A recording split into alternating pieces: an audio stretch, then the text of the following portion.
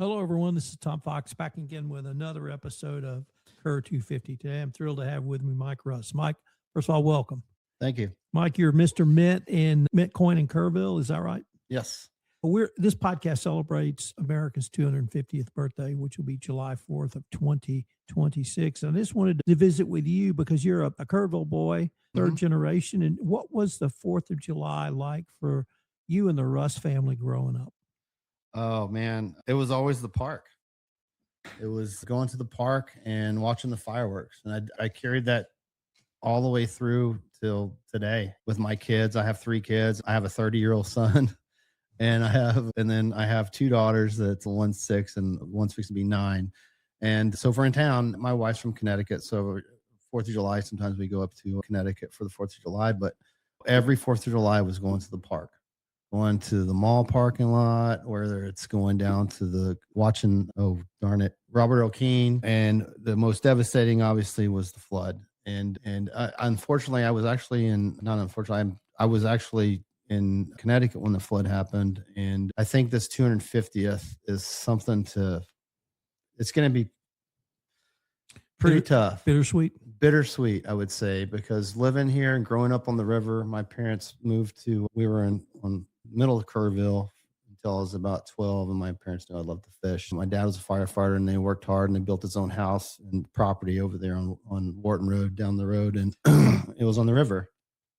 And I grew up on that river, fishing all the time and everything like that. And then I think that definitely bittersweet. There's no words to say until that time's going to happen, because yes, it's the 250th, but to me, I don't know how I'm going to feel, because it's very emotional to me, because during that whole time I was helping out with efforts. When I got back that next day, I flew back to help out, and my buddy lives across the street from me on the river, which he almost got wiped out, very close to getting wiped out on there. But it's something that I don't know. I can't explain it. It's sad. But growing up, let's go back to growing up. That's all I did. It was something to look forward to for Kerrville, is hanging out and doing that. But yeah. Let me turn to America being 250. So I've been asking people, what do you feel about our country, and how can maybe this day, at least for maybe one day, bring us all together and think about the people who founded this country and gave us the democracy we live in, and gave us the great state of Texas, and maybe a few words on what it, from your heart, America at 250 means. 250 means, I think the first thing that comes to mind is our veterans. We wouldn't be here without our veterans. Our veterans, it means a lot to me. Every time I see one, I thank them for their service. I think that's the biggest thing. I think that what needs to come out of this is thanking a veteran.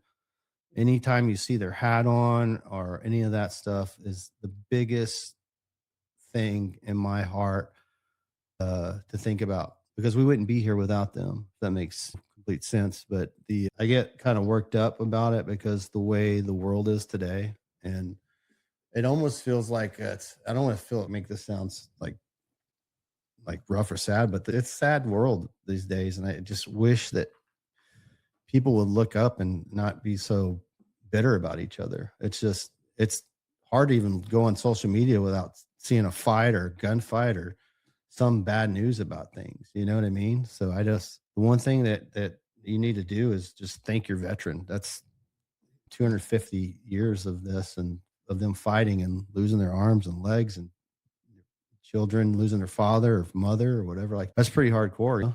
And they fought for your country, and they deserve better. We're the land of the free because we're the home of the brave. Yeah. Mike, I wanted to thank you for taking time to visit with me, and I look forward to seeing you down on the river, both on July 3rd and July 4th. Yes. Yeah. Thank you.